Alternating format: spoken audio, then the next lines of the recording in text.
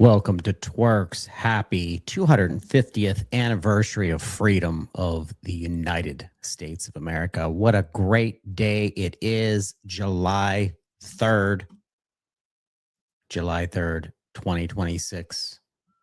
And we are TWIRxing. I will tell you, it's been a great week for me. I was on vacation with the family in Myrtle Beach, and the weather was absolutely phenomenal. I'm excited about this weekend. I hope you are taking some time off. I hope you are going to have a chance to celebrate with your family, to celebrate with your friends, to celebrate this nation. This nation it's not easy. Think about the last 250 years and what we've all gone through as a nation. Happy 4th of July. We're excited here on TWIRx.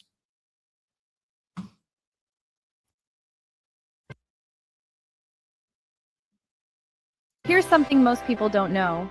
The vote for American independence actually happened on July 2nd. John Adams himself believed that was the day the world would forever celebrate. But history had a different idea. July 4th, 1776. The day 13 colonies signed their names to something that would change everything, not just for a nation, for the entire world. The Declaration of Independence didn't just announce freedom, it dared to define it. Nearly 250 years later, that spirit is still alive. In every firework that lights up the summer sky, in every family gathered around a backyard grill, in every child holding a sparkler like it's something magical. Because honestly, it is. From the amber fields to the city skylines, from sea to shining sea, this country is worth celebrating. The sacrifice, the unity, the idea that out of many we are one. So this 4th of July, celebrate loudly, celebrate together, and remember what this day truly means. I'm Sienna, and from all of us, happy 4th of July. Let freedom ring. Happy 4th of July. It's a good day. We have a lot going on. I want to jump right into TWIRx news and shout out to everyone that is working today, that is working this weekend. If you are working this weekend, give us a shout out and let us know you're out there. Would love to collaborate with you, mention you on social media. Hopefully you're getting some time off. Up on TWIRx news, Greenville Pharmacy acquires the Ballston Spa business. This is being reported off of News 10, news10.com. Local, the Greenville Kelly Pharmacy in Greenville has expanded into Saratoga County. And according to an announcement made Wednesday, the pharmacy has acquired O'Brien Pharmacy in Ballston Spa. And it goes on to say, in Sean O'Brien and his father and the entire O'Brien Pharmacy team have built something truly special in the Ballston Spa. The reason why I am covering a local news story is because we see independent community pharmacies bringing on other lines of business that tie into health and tie into what the public is demanding for health. And we're talking about anestheticians, we're talking about skincare, we're talking about contraception specialty. I've heard the argument that pharmacists will say things, or pharmacy owners will say things that lean on either side of the spectrum of being pro other services or negative to other services, or saying, hey, we want to be just a pharmacy and just do dispensing. And that's not today. That's not the future of pharmacy. Services that ingrain you into some other line of expertise is the future. Home infusion, long-term care pharmacy at home, remote patient monitoring, remote therapy monitoring, contraception expertise, a rare disease expertise out of your community. You have got to make some changes with regards to the services that you are delivering to your community and make money make a lot of money, make good money, invest that money however you'd like back into your business, expand those services, and think about areas of your community reach based on delivery now. Delivery is, don't even get me started when I hear people argue about implementation or even the expense of delivery when there are so many technologies out there. RX for Route, for example, SDS, for example. There are services out there that you can bolt on to your pharmacy, expand your services, and expand the reach of services and the communities that you're serving. Maybe it's a 5-mile radius right now. Time to expand it to 7, to 10, to even 15 miles. There are areas of the United States that are desperate for community pharmacy services. And I want you to be creative. If you want ideas, if you want a blueprint to implement services, reach out to the Pharmacy Podcast, reach out to us, send me an email at publisher@pharmacypodcast.com. Great news. This Greenville pharmacy, very excited to hear about this. Next up on TWIRx News, the headline is Better Together. I love how people use terminology that we've been using for years. Together RX, right? So real world examples of pharmacist provider collaboration in VMS management, how a team-based menopause clinic pairs pharmacists, gynecologists, pelvic floor therapy to streamline core screening and provide symptom release. This comes out of Pharmacy Times. And they have a segment called Better Together. I know they probably got that from the Pharmacy Podcast Network because we're constantly using the term together and coming together as pharmacies and embedding into other services and other expertise. So this panel examined what truly integrated multiple disciplinary menopause care looks like. This is right up the alley for pharmacists. This isn't just limited to health system collaboration, but this is a great story. I want you to read down on this. I want you to read, go to Pharmacy Times, just came out today, July 3rd, and understand once again, if you want to expand services, if you want to collaborate with health systems, if you want to expand your own consultancy, even as a single pharmacist, there is expertise ready for you to capture the attention of consumers around you, become the expert in your community, whether that's as a store owner, as a pharmacy owner, or as a consultant. Once again, we have the blueprints. Reach out to me. We're going to get you in touch with organizations to execute building your business, whether you're, once again, if you're a consultant pharmacist, if you're a pharmacy owner, big organizations that know how to do it like IPC, Independent Pharmacy Cooperative, APCI knows how to execute. We just got back from McKesson Idea Share. They have so many ideas of how to expand your services. This is a great story coming out of Pharmacy Times. Shout out to Pharmacy Times. Next up from Medical Economics, coming from medicaleconomics.com, headline, and it's Mark Cuban's Cost Plus Drugs, teaming up with Humana on employer drug costs. Resident physician burnout hits a 3-year low. The symptom-based dosing gets opioid-exposed newborns home sooner. Morning medical update. And this is great to hear once again, Cuban leveraging his knowledge and his network and his fame to bring more attention to what it means to be a true cost plus drugs on this, what they're calling the Swifty RX platform to process prescriptions and develop new employer-based drug benefit programs. I love it. It's shaking up the PBMs, and I wanted to bring it to your attention. If there is other news in This Week in Pharmacy that you'd like to partner with us on, if you have launched any kind of publication, whether that is a podcast, a newsletter, something that you'd like more exposure on, here at This Week in Pharmacy, we're always wanting to collaborate in being able to leverage what you're doing out there in the communities and in your health systems and in specialty pharmacy and in compounding to set aside the status quo and do something different and do something innovative. We have a wonderful 4th of July episode today. I'm excited that you're here. I'm excited that you're listening. Hopefully this is going to be a short episode. This is going to be short for today's episode, but we want to bring you an interview with Scotty Sykes, a special interview with Scotty, and then a follow-up. We're going to have First Databank and their team on. All this and more coming up on TWIRx. Welcome to This Week in Pharmacy's 4th of July special. Wishing all our pharmacists and pharmacy professionals a happy Independence Day.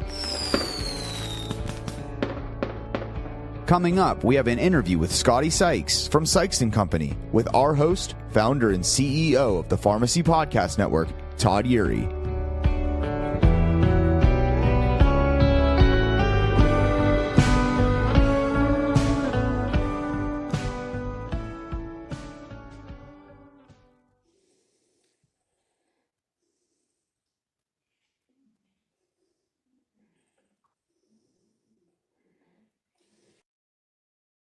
To be celebrating this weekend. What are you going to be doing this weekend? Well, we're taking a whole family trip to the mountains. Well, 19 of us, so that should be interesting to celebrate 250.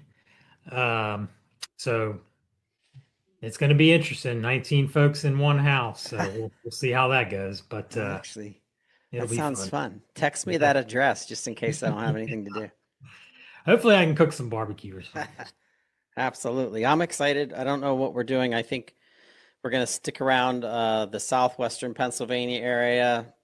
We've spent way too much money on our pool. I don't know. We'll have to ask you later if that's a write-off somehow. Dropped like $6,000 into a new liner and all this other crap that we have. So we're just trying to enjoy Porchville and being at home for the holiday. But Nothing wrong with that. Yeah, no. Nothing at all. Nothing at all. Yep.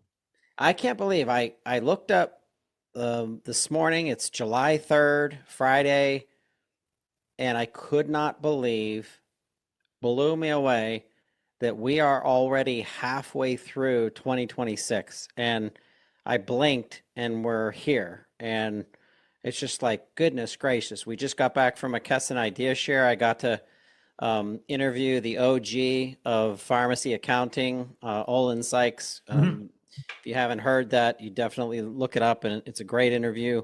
And now we're headed into some other conferences, but the conference season always is a red flag for me. It's like, hey, it's mid-year. Like, what goals did you set in January that you either A, haven't started, like continuing my exercise regime that I promised I would do, or B, if it's something in your business. So I don't know, if I'm a pharmacy owner and I'm facing the same thing that I just said, I just woke up and I'm just like, holy crap, it's July 3rd already. At this point, what are good practices as a pharmacy owner to do a double check on ourselves? Well, obviously from where I sit on the accounting and tax space, now would be a good time to check your books and records, make sure you're clean, up to date, you've got good numbers going, what's going on so far this year. You've got a good handle on margin, expenses, income, cash flow. So you got a good feel for that. You know what your weaknesses are, where your strengths are. You know what you need to be improving on. How this year has turned out for you in terms of MFP or whatever it is. So, that's where you need to be right now. That's where you need to have a good comfort level for where you are so far this year, where it is you want to go for the second half.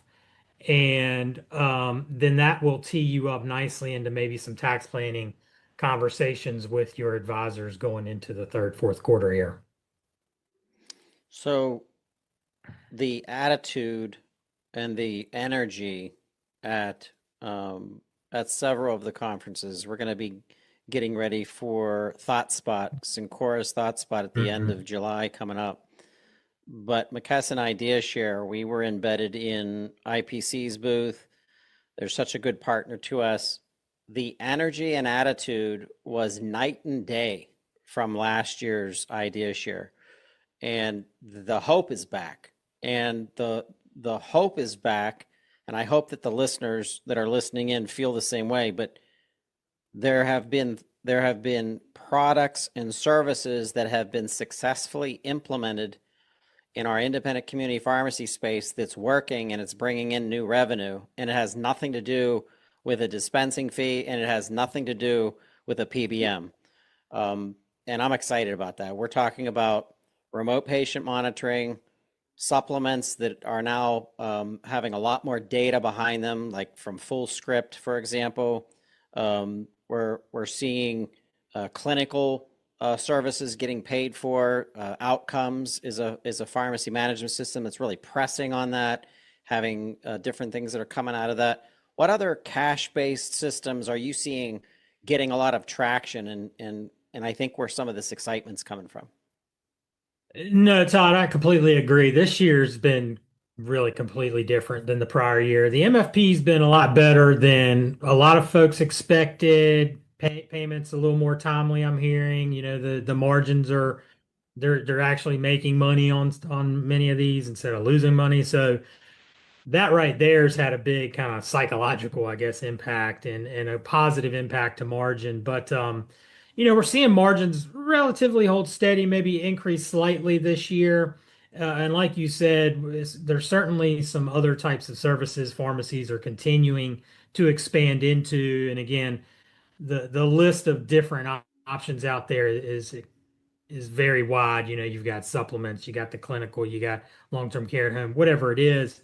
But we're definitely seeing a lot of activity in the compounding space. It's kind of mind-blowing, the activity in the compounding area and the opportunities there, the 503B opportunities that are available to your retail setting, your even the retail's getting into some form of compounding. You've got the potential peptides that are hopefully going to be coming out soon, maybe in this month. So compounding getting a lot of traction. We're hearing a lot of activity there, and if you go to the compounding conferences, there's more people than ever at these shows as well. So don't see that slowing down. I see that custom medication, that wellness type patient profile that's going to continue to expand, I think. And people want wellness, they want custom medication, they want what's for them, and they're going to pay for it. And um, those opportunities are just going to continue to grow, I think. And pharmacies are the first stop. Your pharmacy is the first stop. You guys are the most accessible, most trusted healthcare professionals. You're right there on the front line. You've got you've got all the opportunity in the world to lean into this area, whether again that's whatever services may you provide in that area. So I have also seen the expansion of home care in long-term care pharmacy at home specifically. A lot more of our independent community pharmacies are saying, what do I have to put into place to be reimbursed for long-term care official services, and having all the stipulations that you have to follow in order to be paid those rates and those differences. And then the door has opened to bring back, you and I have been talking about organizations like Happier at Home for 3 or 4 years now, but bolting on a home care services agency to your pharmacy where you're saying some bathing, some shopping, some light cleaning, doing some things for the person in the home that's already in need of these services. Are there any other bolt businesses or bolt-on businesses that you've seen arise? And one of the examples I've heard from Tennessee, shout out to Senator Reeves, Senator Shane Reeves, his family is longtime long-term care pharmacy owners, and his bolt-on was the infusion business, and how infusion is kind of the pharmacist, who better to control the clinical side of what is infusion management and taking orders from physicians and kind of executing with a lot of intelligence. But are there other businesses that you've heard of out there that are bolt-on? I've seen some central fill models. I mentioned the 503B. I wouldn't say those were bolt-on, but maybe little add-ons, if you will. Yeah, we're definitely seeing infusion activity, and I don't believe that's going to slow down, because if you look at the FDA drug list coming down the pipe, it's all, I think more than half is infusion drugs. And so there is definitely a future in the near future where the growth in that area is gonna explode. Obviously, that's a very specialized area. It's a hard area to get into. But if that opportunity's there, now would be the time to start looking at that before, um, in other words, you're kind of early at the gate, in terms of getting into infusion, I think, right now here, mid 2026. I also want to make notice, and this is creative, it's on the fringe. We always like the fringe discussions. That is, there are pockets of the United States that are desperate not only for pharmacies and healthcare providers, physicians, but just residents in general. And I saw some statistics coming out of the state of Alaska of how much money that they're paying people to set up shop and open up businesses in certain parts of Alaska. And the reason why I'm saying that, and that's not the only one, you can actually find this just by Googling it, but places in the United States where state organizations and funding and some new programs, that if you were an adventurer and you're like, wow, I just want to pick up and do something crazy, head on out to Alaska and open a pharmacy up because it's I don't remember what the details are. I'm gonna try to look this up and put a blog out about it because I find it fascinating. But if you open a pharmacy up, they're saying things like so much money to kind of start up, and then tax revenue that they're not going to, take from you. That's like, I forget what that's called, probably not deferred, but it's almost like a credit or something. But if there was people out there that really had that adventure side of them, and I know they're out there because we have pharmacists that travel the globe as people that go into missions and do some things, but I find that extremely interesting in what's happening in certain growth parts of the United States, that we've seen the collapse of pharmacy through the deserts that have taken place, pharmacy deserts, and that's creating new opportunities for sure. Yeah, a couple points to that I'd say, Todd, is, there's definitely, healthcare is a unique space, and there's a lot of different grants out there perhaps in the healthcare space. And so I would be combing through any opportunities for grants and things like that if you're going to be looking at startup pharmacies in maybe a desert area. You might be surprised on what opportunities in terms of grants and things like that are available. But also, you are seeing kind of a trend towards, and I think this will be a trend that you definitely see in the coming years, towards, these owner operators who are exceptional operators and have been able to shift and diversify revenue and thriving in this environment, will continue to expand and have those opportunities to expand and kind of own the region of which they're in. And I think that fits perfectly for patients. I think it fits perfectly for these owner operators who are exceptional owners who can go in and deliver patient care, runs great operations, and run great businesses. So I love those opportunities, and where a pharmacy owner may want to expand and grow, and I think that's going to continue, for those who want that. And then I also want to, this is kind of like the thing that we usually start talking about this in September, October, but let's get out front. And that is, if you are a pharmacy owner and you are looking into long-term care pharmacy at home, or you are looking into expansion, or maybe you're have an opportunity to get more into assisted living or skilled nursing, and it's time to look at these packaging machines, or it's time to looking at new technology, keep in mind that there's opportunities to do some write-offs with, I think it's the 179 factor or whatever that's called, just to prepare and to build a business plan around it so that by the time you hit 2027, you're up and running before January 1st. What's that called again? That tax benefit?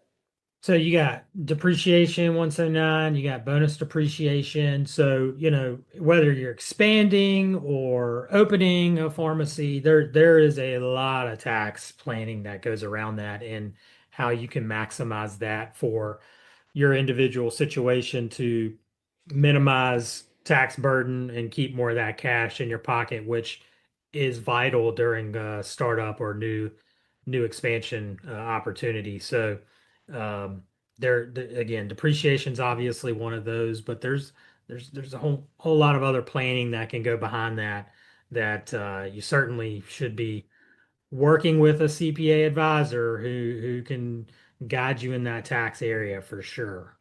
Yep. All right.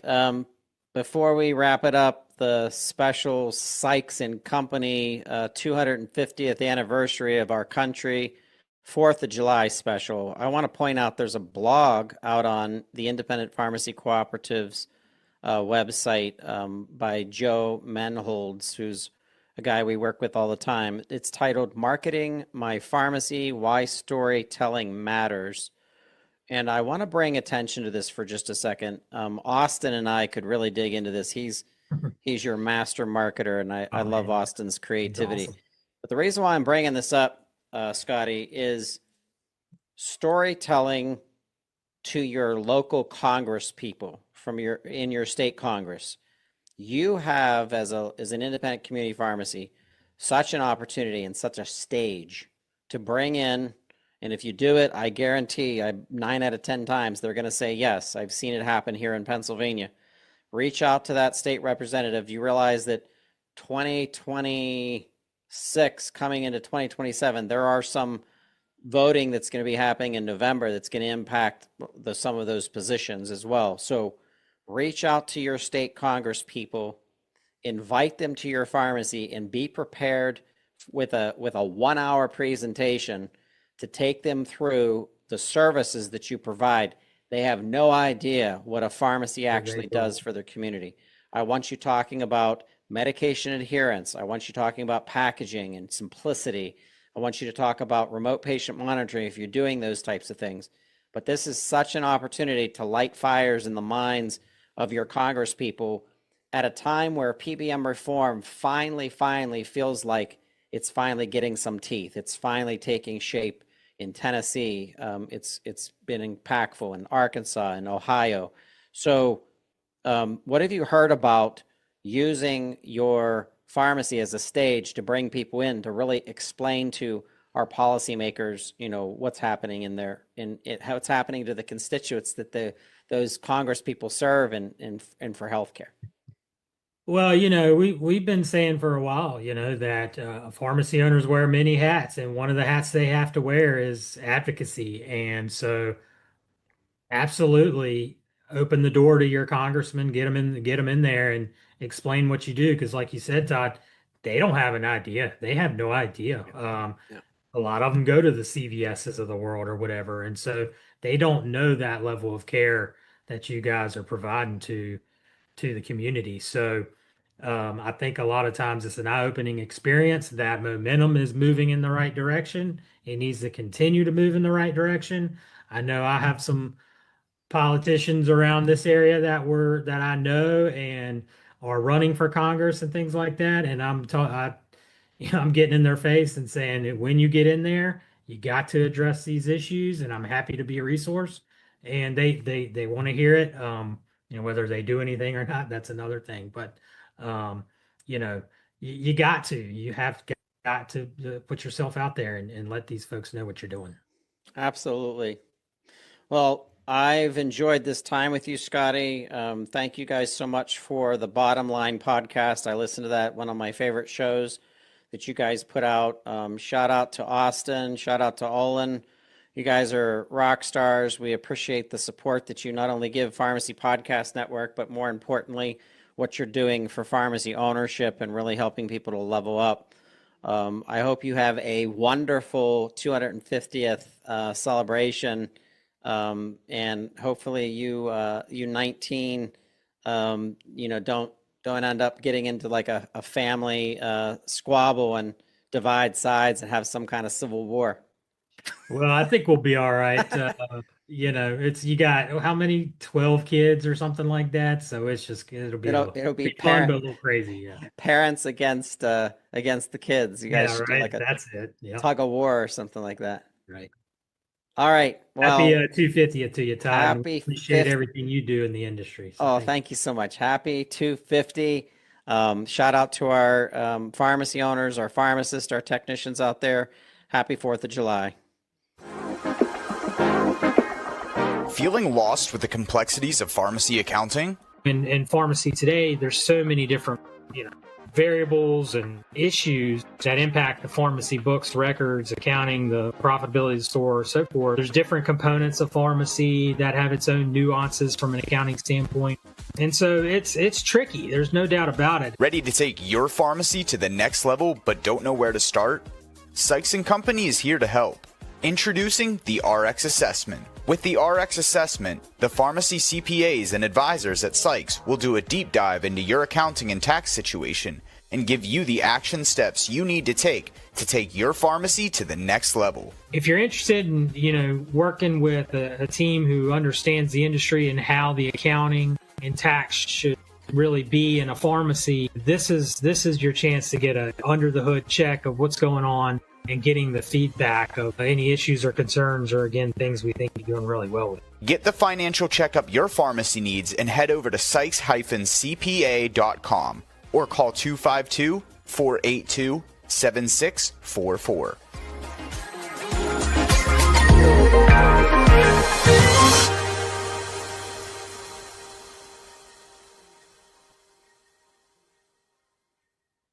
Hey, welcome back to This Week in Pharmacy. We have an interesting interview today because there's a lot of noise about artificial intelligence impact on pharmacy operations. When we got back from Assembia, we connected with Harry Travis, and the RX Roundtable that we're going to be doing to really expand upon where we go next. And we're also splintering a lot of our dialogue and a lot of our short podcasts from that event into reimbursement, clinical support, operations and workflow. There's an organization that I've known of for quite some time that I'm very excited to have on This Week in Pharmacy, First Databank, known as FDB. We have Brad Engels and Virginia Halsey on the show. I want to welcome both of you. Thank you for having us. I'm so glad to be here. Thanks, Todd. Same. Brad, I have been doing this for 17 years, and I think I have more first podcast interviews of individuals that never did podcasts before than anyone. And now I get to add another one to that hat. So a feather in my cap that's going to say Brad Engels on it. You called me out. Be kind.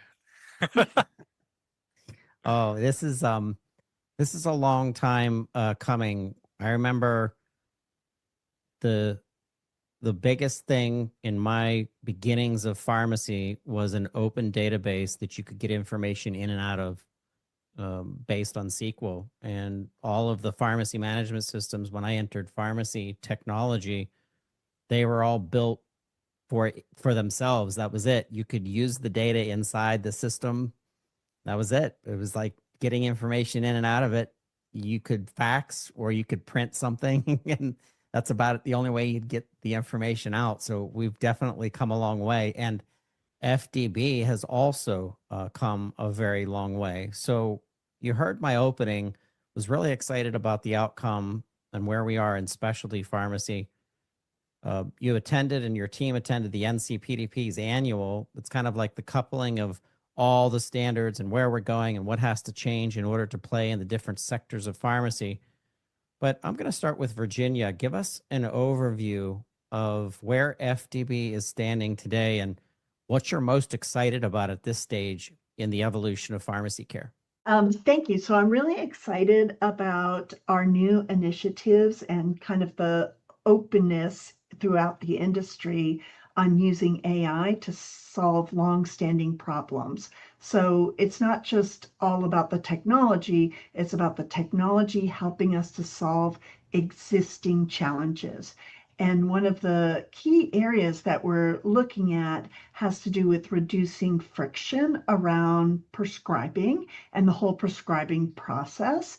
And our first piece of that is related to a product called Script Agent, which takes the information from an ambient listening session between a provider and a patient and then detects what prescriptions the physician wants to prescribe and then tease that up using both AI to interpret the data, but then deterministic rules to use our data so that we validate that it's safe, effective, appropriate prescribing. And it saves the physician time. And it's part of this, what we're seeing as a potential transfer of where a lot of the work is going to be happening from the physician prescribing in a kind of separate workflow to actually bringing it into that interactive process with the patient. Thank you for that, Virginia. It's a good place to start. I have a follow-up question. This can be for you or Brad, and that is the entrance of artificial intelligence in the pharmacy industry is met with a lot of skepticism. It's met with a lot of understanding. Our pharmacists, for example, as soon as they get a prescription in any of our sectors, specialty, long-term care, community, it's their job to be subjectives. It's their job to save the life. It's their job to do double and triple checks. So therefore, when we started talking about AI 2 and 5 years ago, immediately pharmacists' eyes rolled and they're like, well, can we really trust this?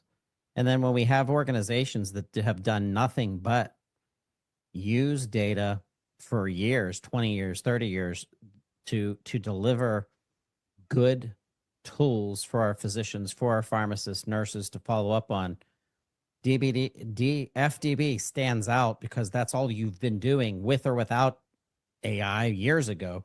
So you were double checking the accuracy of data.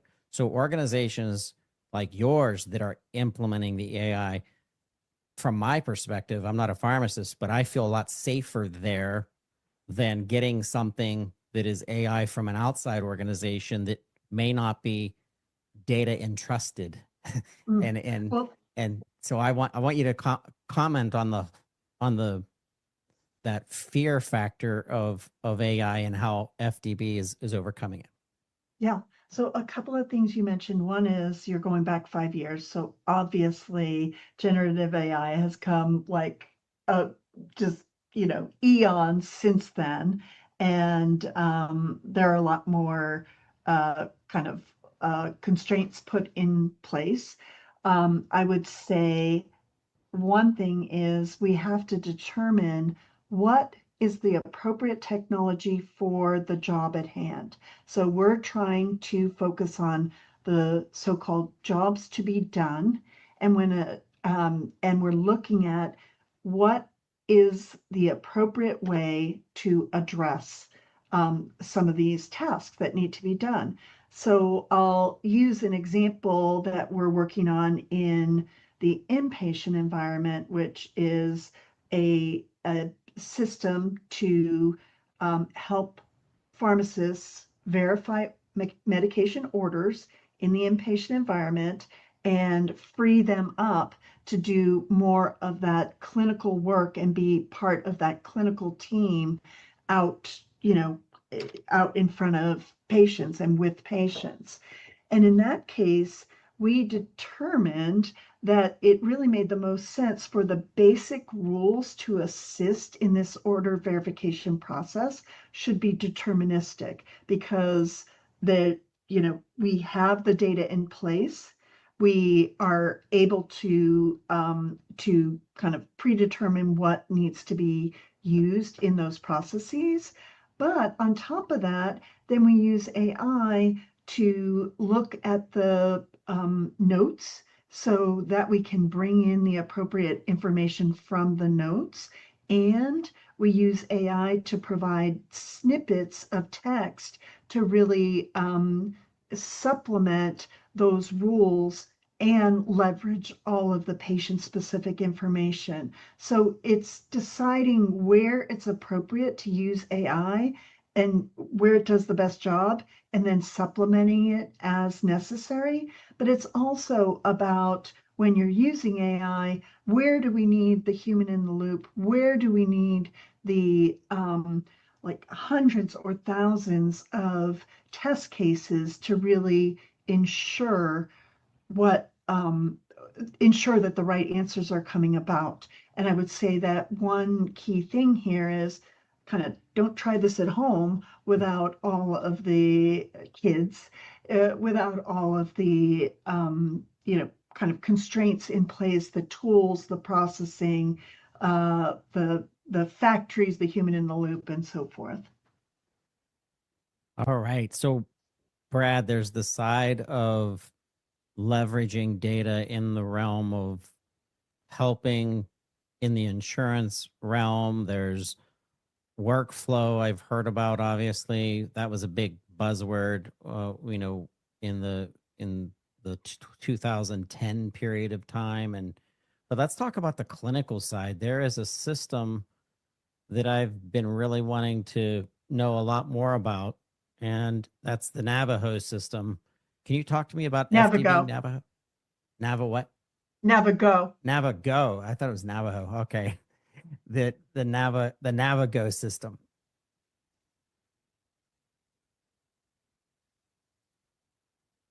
Well, you directed that at me. Virginia, do you want to field it? Sure. So Navigo is our next generation drug utilization review. And what it basically does is turn the way DUR has worked on its head. And instead of saying, for instance, this drug interacts with this drug, or this drug is a duplicate with this drug, we look at overall what are the potential negative clinical consequences of the regimen of drugs that a particular patient is getting. So with a new drug that a pharmacy is fulfilling, it's tested against all the existing drugs, but it's done so in a holistic way, not siloed by type of problem like drug-drug interaction. It really looks at, okay, potentially the negative clinical consequence could be rhabdomyolysis or QT prolongation, and what are all the factors that could potentially contribute to that negative outcome.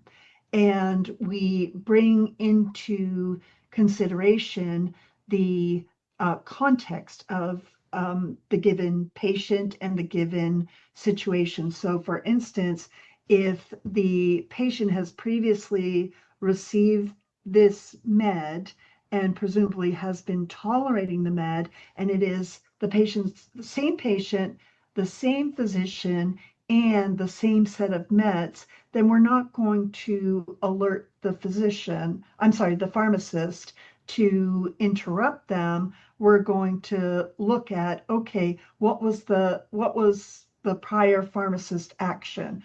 Oh, it looks like the pharmacist actually contacted the physician office. The physician office said the risk outweighs the benefit in this situation. I'm sorry, the benefit outweighs the risk in this situation, and therefore we are okay with continuing on this med, and we bring that context in to move forward. The other aspect of this is making sure that there's a next best action for the pharmacist so that they're not kind of left on their own to determine, oh, there's a problem, what should we do? It is, okay, what needs to happen? You know, in an instance where you do want to get back to the physician and do some kind of check, okay, this is a situation, I need to make that call, and here is what I need to specifically discuss with that clinician. Or another alternative is, okay, this is something that I'm just going to discuss with the patient and say, if you see this this potential side effect, then you're going to want to contact your doctor. So there are specific actions and then advice on what to actually say. So we're not leaving people on their own to just determine what to do. And Virginia mentioned our script agent a little while ago. As she said, we're integrating it at the EMR side at the point of prescribing. And we see real opportunity to bring more intelligence to the point of prescribing. The script agent today, we're integrating with an early adopter. It takes ambient listening summaries and operationalizes the spoken word of the physician in those encounters so that the physician is removed from being relegated into data entry within the EMR. At the very least, we see a path that will benefit pharmacists because we can structure that content and, for instance, passing it through VILA, FDB's e-prescribing network, so that it lands on the pharmacist or the pharmacy tech's work queue in a much more structured fashion to streamline into the pharmacy management software. But in addition to that, insights like Virginia just mentioned of Navigo, if we're going to tell pharmacists to call the physician anyway, we can incorporate that intelligence way upstream at the point where the physician's composing a prescription. I mean, if we're going to tell the pharmacist at the other end to call them, call them back, like why not tell the physician at the time they're ordering, hey, you're about to get a pharmacy call, because we're at both ends of the spectrum. I love that. I love the proactiveness to it. It saves time.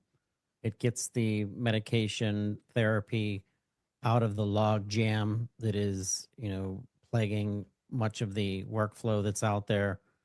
What about structure, though, Brad? What about moving everything to a very quick, accessible system?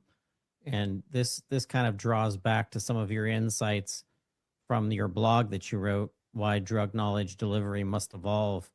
Talk to us about kind of the infrastructure of this. One thing comes to mind, NCPDP is a great standard for structured and codified SIG. That's the jargon of it.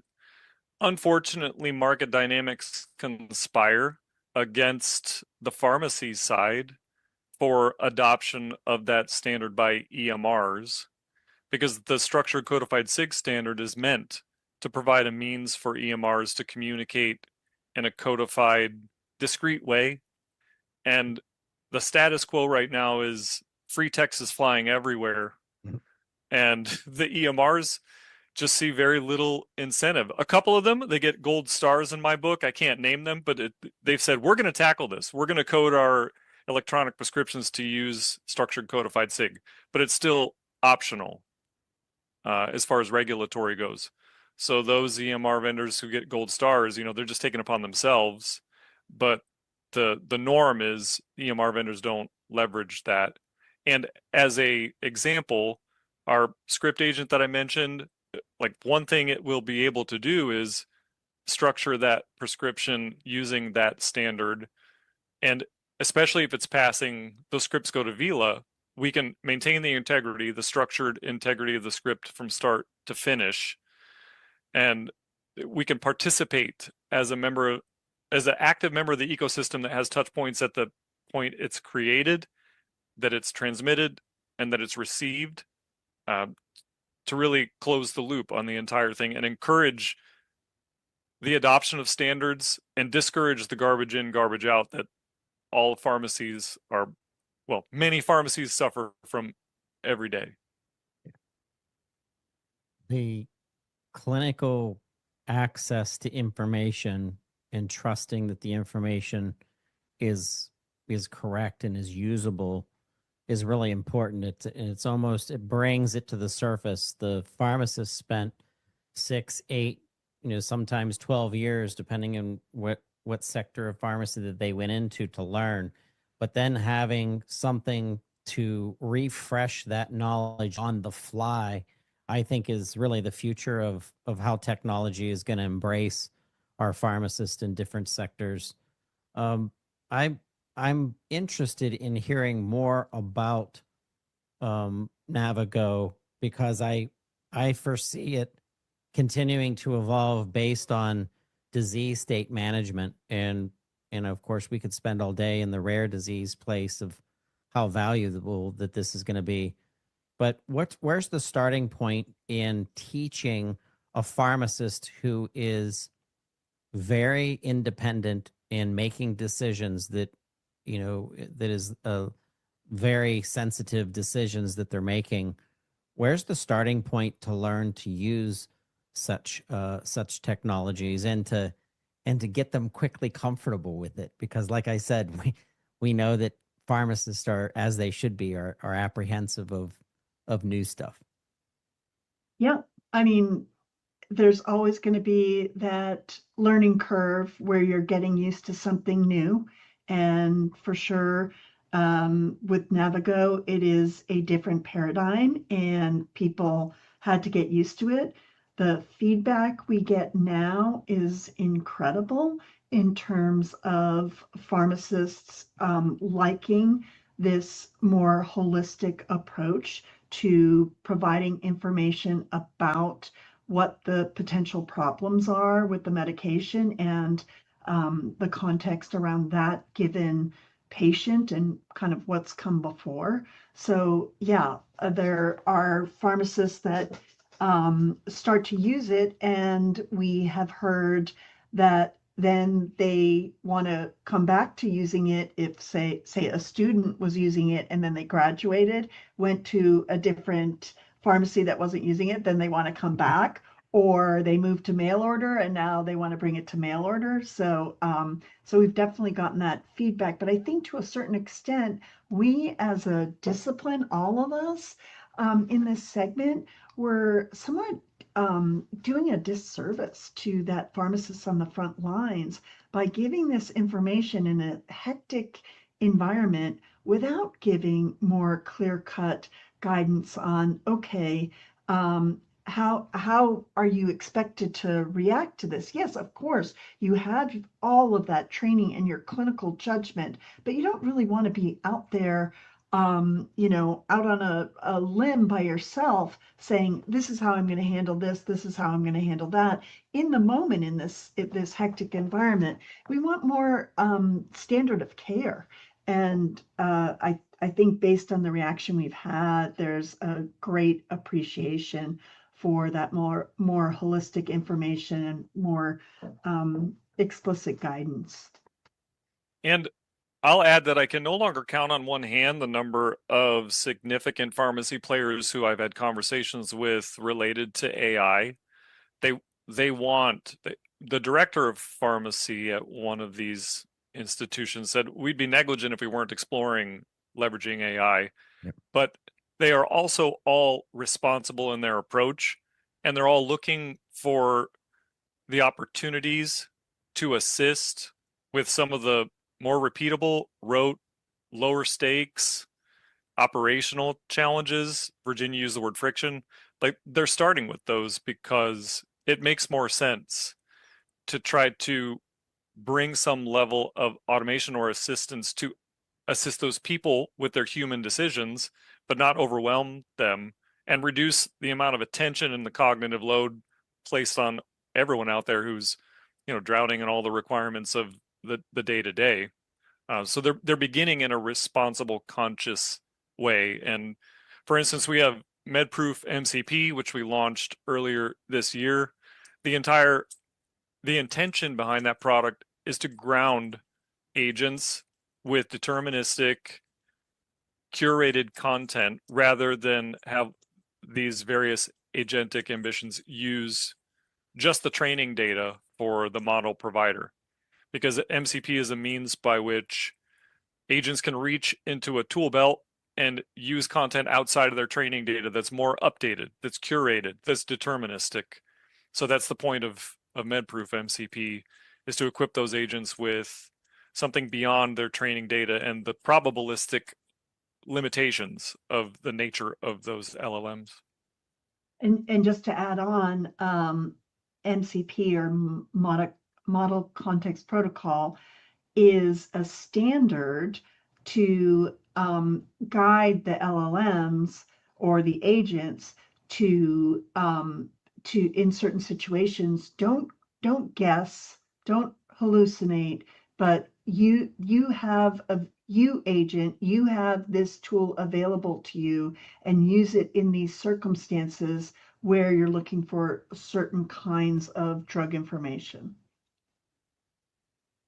Yeah, the pattern recognition and safety feel of this is exactly what I think our pharmacists want to hear, and it's doubling back on how FDB helped to manage data before the advent of AI. So it's like you were ready for this when it started to become something, and that's FDB MedProof MCP. Model Context Protocol.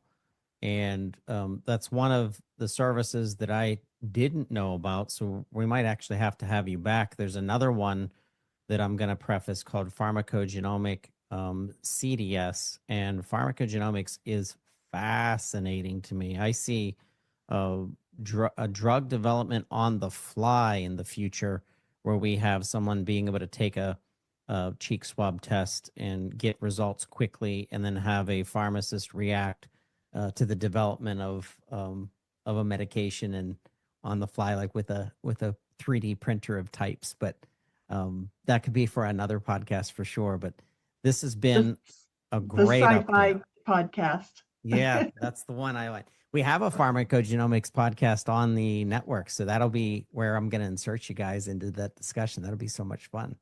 Yeah. Brad, you did an excellent job on your first show, and I don't want this to be your last. You have to promise to come back. Okay, you got me. That sounds good. Were we going to talk a little bit more about the presentation that Brad gave? We actually, I'm looking at the time of it, and we're coming up on, we actually have to wrap up, but we definitely have inroads. Susan has set up some times for us to extend a lot of deeper dive discussions that will also incorporate the presentation visually, so that we can give people a YouTube experience as well as the podcast experience. Yeah. Great. So let me wrap it up.